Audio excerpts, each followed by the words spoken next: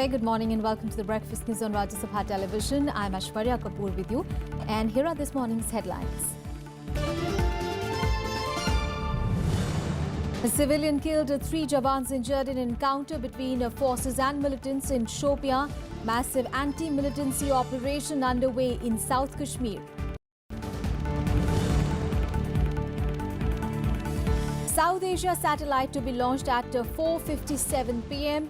Aim to boost connectivity in the region. 7 out of 8 SAARC nations part of the project.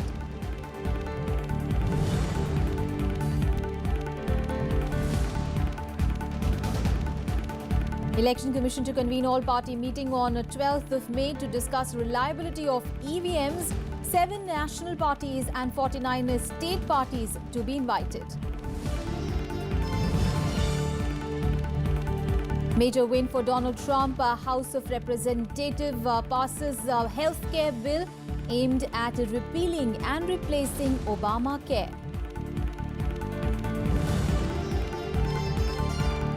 And India is 1 win away from the final of the Aslan Shah hockey tournament to square off with host Malaysia in the final round-robin league match today. The situation in Jammu and Kashmir is our top focus, and a civilian has been killed and 3 army jawans injured after an encounter broke out between the militants and security forces in Shopian district of South Kashmir on Thursday. The forces launched a cordon and a search operation following information about the presence of 3 to 4 militants in the area. Earlier in the day, security forces launched a massive anti-militancy operation in the district. Over 24 villages were cordoned off and searched, even as security forces faced protests in some places. Security forces on Thursday launched a massive anti-terror operation in Kashmir's Shopian district. The search operation, jointly initiated by the Army, CRPF and the state police, started early morning with around 4,000 troops cordoning off more than 20 villages. Combing operation goes on regularly. It is everyday affair. आज कोई नया combing operation नहीं हो रहा है, regular affair है. ये है कि थोड़ी अब की बार आज जो कॉम्बिंग ऑपरेशन चल रहा है वो इसलिए हो रहा है कि कुछ बैंक लूटे गए हैं, कुछ हमारे पुलिसकर्मी मारे गए हैं, some policeman have been killed. So it is just to make sure that the situation is brought under control. These operations are carried out in a planned manner. The search operation followed intelligence inputs about the presence of terrorists in the area. A number of videos surfaced recently showing large groups of heavily armed terrorists marching in the South Kashmir area.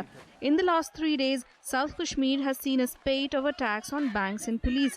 The operation, however, was hampered by small groups of people pelting stones at security forces in some places. Security forces also faced stone pelters in Kashmir's Sopore town as students clashed with the forces protesting against the arrest of their colleagues. At least 10 people were hurt in the clashes as police used batons and tear gas shells to disperse the protesters. Maybe that will also calm the situation in these schools. That is important. We have to find a way forward, and way forward cannot be found by creating further the day in center must find a political solution to the problem of Kashmir. If they don't find a political solution to the Kashmir, this problem will continue to rise. The clashes come in the wake of a police raid on April 15th on a government degree college in Pulwama. It triggered widespread student protests across the valley that have been continuing intermittently since then. Bureau Report, Rajya Sabha TV. And Army Chief General Bipin Rawat has pitched for increasing defence spending to enhance the strategic cloud. While addressing a defence think tank in Delhi, he said that the armed forces are not getting their due share of resources. He also underlined the need for India to look for new friends and allies in the wake of mounting tensions with Pakistan and China. General Rawat also spoke about the need for economic and military growth to go hand in hand for India to realise its true potential. He said, and I quote him, "While we are developing our economy, the military is not getting its due share. I think here we need to draw a lesson from China. Military and economic growth should be conjoined as they are two tenets of national power," unquote. He also added, we have to start looking at how do we carry out counter-encirclement for our future adversaries. Developing alliances, developing friends to overcome the current deficiency is important. That must be a part of our strategic thought process, unquote. On to some other news now. At least 2 Naxal commanders were gunned down in retaliatory action by the CRPF after the Maoist attack in Chattisgarh Sukma district last week, in which 25 security personnel were killed. The new information surfaced after at least 11 suspects were rounded up for questioning by the CRPF and the state police since the 24th of April attack in Burkapal area. Now, some of these suspects who were allegedly involved in the attack will be arrested once the interrogation process is complete. Their interrogation may reveal further crucial details about the incident. On to our other top story. The Election Commission has convened an all-party meeting on 12th of May to discuss the issue of electronic voting machines. As many as 16 opposition parties have questioned the reliability of the EVMs. At a press conference last Saturday, Chief Election Commissioner Naseem Zaidi had said that efforts will be made to convince parties that the machines are reliable and tamper-proof. Recently, the opposition parties had urged the poll panel to revert to the ballot system. They claimed that the faith of the people in the electronic voting machines had been eroded. Now, 7 national parties and 49 state parties are likely to be invited for this all-party meet. Election commission जल्दी ही एक all party meeting करेंगे जिसमें EVM के बारे में उनको बताया जाएगा कि किस प्रकार से हमारी ईवीएम नॉन टेम्परेबल हैं, सिक्योर्ड हैं हमारे एडमिनिस्ट्रेटिव और टेक्निकल सेफगार्ड्स के अंतर्गत। मेरे ख्याल में भारत पहला देश होगा जहां पे 100% वीवीपैट यानी कि पेपर ऑडिट ट्रेल का इस्तेमाल हर पोलिंग स्टेशन पर किया जाएगा और ऐसा करना मेरे ख्याल में वोटर्स के कॉन्फिडेंस को और भी बढ़ावा देगा और भी पारदर्शिता लाएगा पूरी इलेक्शन प्रोसेस में। And ISRO will launch the South Asia satellite aboard a GSLV Mk2 launch vehicle from Sriharikota today. Well, this is a dream project of Prime Minister Narendra Modi aimed at sharing the fruits of technology with India's neighbours. All the SAARC nations except Pakistan are partners of this satellite project. The South Asia satellite, also known as the GSAT-09 communication satellite, will be launched on Friday from the Satish Dhawan Space Centre in Sriharikota. The satellite will be launched using a geostationary launch vehicle Mk2. The launch will be India's gift to its neighbouring countries. आज के समय में हर country को अपना एक communication का satellite चाहिए होता है, तो श्रीलंका के पास किसी और कंट्री ने दिया हुआ है, बांग्लादेश फ्रांस के साथ रिलेशन डेवलप कर रहा है कि उनकी स्पेस एजेंसी उनको एक दे, और चाइना ने तो पाकिस्तान के लिए भी किया हुआ है। तो ये जो इसके जो बेनिफिट जो हम लोग चाहते हैं, हर एक कंट्री जो चाहती है, तो वो अगर हम लोग ये मिलकर ये काम करेंगे तो ये एक तरह से आपस में जो रिलेशंस हैं उनको सुधारने का भी काम करेगा, क्योंकि हम लोग एक सिंगल कंट्री से ऊपर उठकर हम लोग इसको देख रहे हैं, पूरे पर्सपेक्टिव में देख रहे हैं, जिसको हम लोग आज हम लोग बोलते हैं ग्लोबल विलेज है, पूरे का पूरा विश्व जो है उसी तरह से ये होगा। Built by ISRO, the South Asia satellite weighs 2,230 kilograms and has 12 Ku band transponders. The cost of the satellite is 235 crore rupees. It is cuboid in shape and built around a central cylinder. This mission has a life of over 12 years. This satellite will enable full range of applications and services in the areas of telecommunication, disaster management support, DTH, teleeducation and telemedicine. तो GSLV करीब 3000 kilo या 3 ton का satellite, उसको 36,000 kilometre का जो orbit होता है उसमें डालने की उसमें क्षमता है।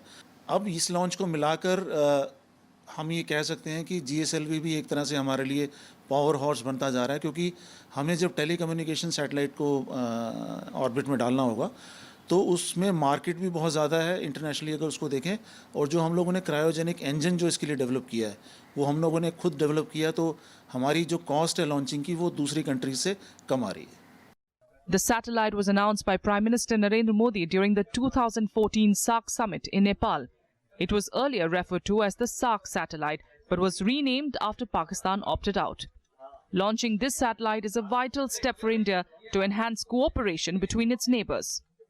Aruna Thakur's report for Rajya Sabha TV. The government released its third Clean Cities survey on Thursday. Indore touched the cleanest city out of 434 cities, while Gonda in Uttar Pradesh was named the dirtiest city.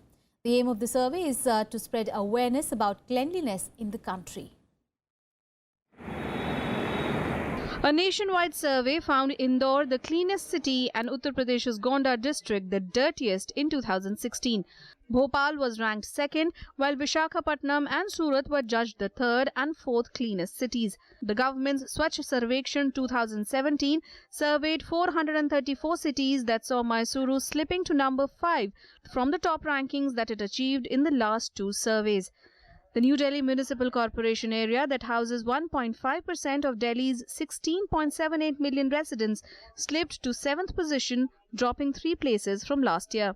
Navi Mumbai was the cleanest city in Maharashtra at number 8, followed by Pune that was ranked at 13. Prime Minister Narendra Modi's constituency Varanasi was ranked 32, a dramatic improvement from 2014 when it was close to the bottom at 418 among 476 cities. Gujarat had 12 names in the top 50 clean cities, followed by Madhya Pradesh with 11 and Andhra Pradesh with 8. Uttar Pradesh accounted for half of the bottom 50 cities in the rankings. जो प्रथम स्थान में, द्वितीय स्थान में, तृतीय स्थान में, नहीं तो कम से कम टॉप 50 में पहुंच गया, उन लोगों ने क्या किया है, उनका उदाहरण से कुछ सीखना और अपना इलाका में भी ऐसी योजना अमल करने के लिए प्रयास करना, यही मुख्य उद्देश्य है. The survey was conducted for the third year and took into account 500 cities with a population of 1 lakh and above under the Swachh Bharat Mission Urban. Launched in 2014, the Swachh Bharat campaign aims to make India clean and open defecation free by 2019, the 150th birth anniversary year of Mahatma Gandhi. Cities were evaluated on 5 parameters: waste collection, solid waste management, construction of toilets, sanitation strategies and behavior change communication.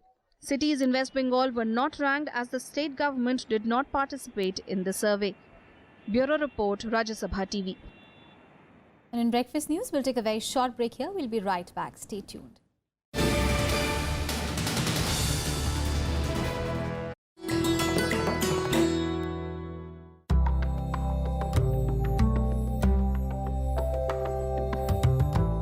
The art of painting comes to us from the prehistoric period.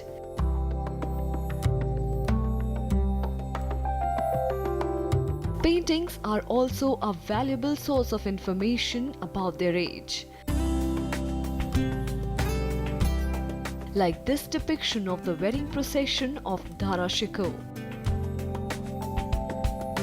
The eldest son of Mughal Emperor Shah Jahan had a Mughal wedding with distinctive Indian elements. Like the veil he wears to the pomp and show of the Barat in Hindu weddings.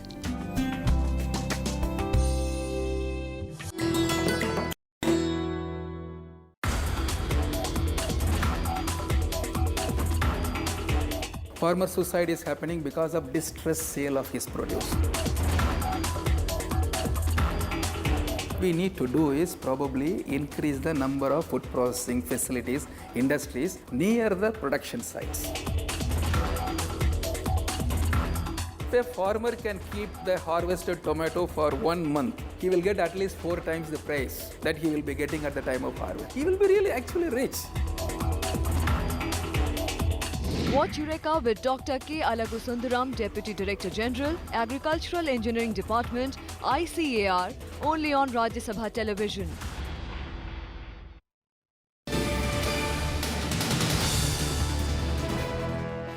Welcome back after the break. The Supreme Court on Thursday refused to entertain a plea to make a Hindi language compulsory for school students of class 1 to 8 to promote national unity. Now, a bench led by Chief Justice J.S. Kheir said that making Hindi compulsory might open the floodgates for people speaking other languages to demand that theirs should also be made compulsory. Reciting that the petitioner, Ashwini Kumar Upadhyay, was himself a leader of the ruling BJP, The bench asked why he does not approach the government as his own party is in power. The petitioner in the plea had referred to the constitutional provisions and the non-execution of the three-language formula enunciated in the 1968 National Policy Resolution by the Centre in consultation with the states. The plea said that the three-language formula provided for the study of Hindi, English and modern Indian language in Hindi-speaking states and Hindi, English and a regional language in the non-Hindi-speaking states is still not implemented.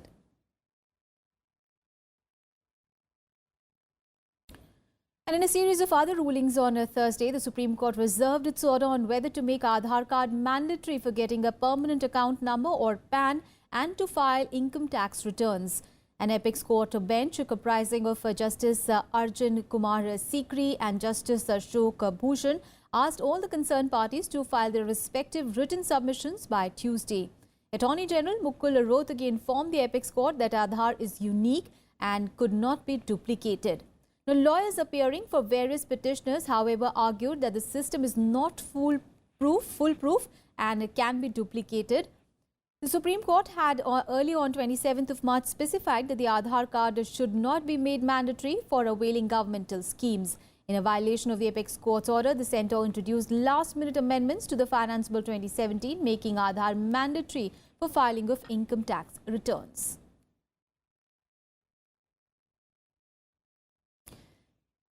Let's get you some more news from across the nation in Nationwide. Senior BJP leaders Murli Manohar Joshi and Shanta Kumar have been reappointed as chairperson of the Estimates Committee and the Parliamentary Cabinet on public undertakings for a fixed term of 1 year. Besides Joshi, there are 29 members in the panel. The functions of the committee are to suggest alternate policies and to bring about efficiency in the administration. The Agni-2 missile capable of carrying nuclear weapons was tested on Thursday in Baleshwar, Odisha, but the missile failed to meet the desired criteria. The missile was released from the mobile launcher on the integrated test range. The fire length is 20 meters and its weight is 17 tons, and it is capable of carrying 1,000 kilograms payload. CPIM General Secretary Sitaram Yechuri met Odisha Chief Minister Naveen Patnaik on Thursday and spoke about BJD chief favouring joint efforts to field a common secular candidate for the coming presidential poll. He emphasised on collective efforts for an acceptable common candidate to undertake a secular supervision as it is essential at this juncture.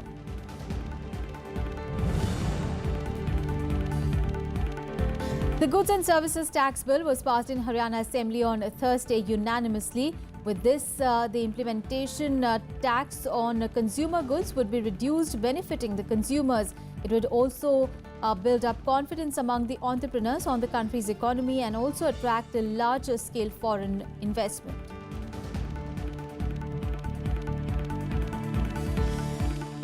Let's get you some international news now. Russia, Iran and Turkey have signed an agreement to set up 4 safe zones in Syria. The 3 countries are backing different sides in Syria's war reached the deal on Thursday and signed the document in the Kazakh capital, Astana. However, the delegates for the rebel forces stormed out in protest. The Syrian government is not a signatory, but it is supporting the plan. And now, under this plan, safe zones would be established in rebel-held territory in Idlib, Homs in the south, and eastern Ghouta near Damascus. The Syrian and Russian warplanes will also stop bombing the rebel positions, while the opposition groups would also halt their attacks. The safe zones would remain in place for 6 months for the safe return of the refugees and for the provision of relief supplies and medical aid. Now, partial cessation of hostilities was declared at the end of last year, but violence has continued on several fronts. The United Nations described it as a promising step to wind down the brutal 6-year war. Remember, Syria's war has claimed more than 3 lakh lives since it erupted in 2011. Можно, конечно, предположить, что у отдельных представителей сирийской вооруженной оппозиции что-то накипело, но накипело, я считаю, не только у них, накипело и у сирийской правительственной делегации. который ведет борьбу с терроризмом уже в течение 6 лет. We really wish that our Russian and Iranian friends will discuss the details related and relevant to the mechanisms of implementation of this memorandum in Damascus with the Syrian authorities as soon as possible. We consider Astana 4 as a qualitative achievement, promising step for what the people want to have in Syria: de-escalation of violence, reduction of what has been seen as a constant, instead increase in many areas, particularly those 4 areas of violence. The UN therefore is strongly supportive of that and will do what it can to actually get into the concrete realization of the details. And major victory for President Donald Trump. The U.S. House of Representatives passed a health care bill which is aimed at repealing and replacing Obamacare or the Affordable Care Act. After weeks of negotiations and lobbying from Republicans, the vote in the lower chamber ended with the 217 GOP lawmakers backing the measure. Now, 20 Republicans opposed it, as did all the House Democrats. The controversial health care bill was earlier pulled out from the House floor in March as it did not have enough support. However, the bill has been resuscitated with several amendments now. The bill now will head to the Senate, with Trump being confident to clear that the challenge as well. Although the chamber is Republican-controlled, their majority is a thin one, and there are disagreements between the conservative and moderate Republicans over the bill. Through 2 years of campaigning, and I'm telling you, no matter where I went, people were suffering so badly with the ravages of Obamacare. And I will say this, that as far as I'm concerned, your premiums, they're going to start to come down. We're going to get this passed through the Senate. I feel so confident. It was very interesting to see the debate today. I think there is no question that Democrats won the debate. The Republicans have the majority. They won the vote. But the American people now have to judge them by how they have acted. And more news from across the world in World Wrap. Queen Elizabeth II's husband and Duke of Edinburgh, Prince Philip, has decided to retire from his royal duties from September. The palace announced that the 95-year-old's decision had the support of Queen, their son and their heir Prince Charles, and grandsons Princes William and Harry are likely to take on additional royal duties to step in for Prince Philip at public engagements from later this year. French presidential candidate Emmanuel Macron on Thursday accused his far-right rival Marine Le Pen of spreading lies by suggesting that he had an undisclosed offshore fund. He has filed a lawsuit over the online rumors of a secret bank account in the Caribbean. An investigation has also been opened following his complaint.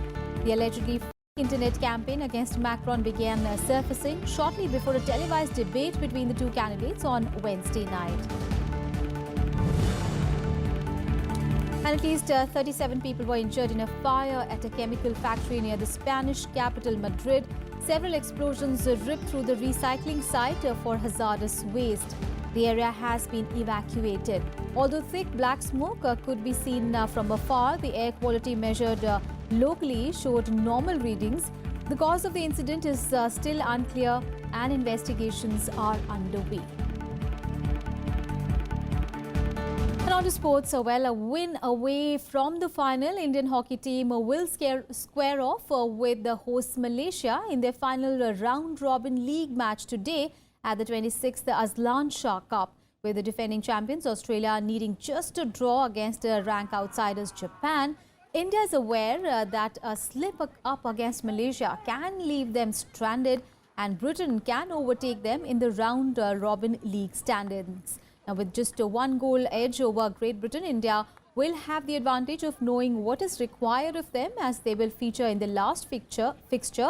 But a lot of goals are required then the team would have to get their act together. Last year, India finished runners-up as Australia clinched their 9th title in the Sultan Azlan Shah Cup. Australia defeated India 4-0 in the 2016 final.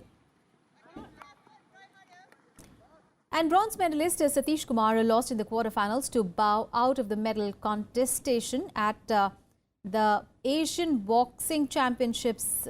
Also going down in the last 8 stage was Manish Panwar in the 81 kg category.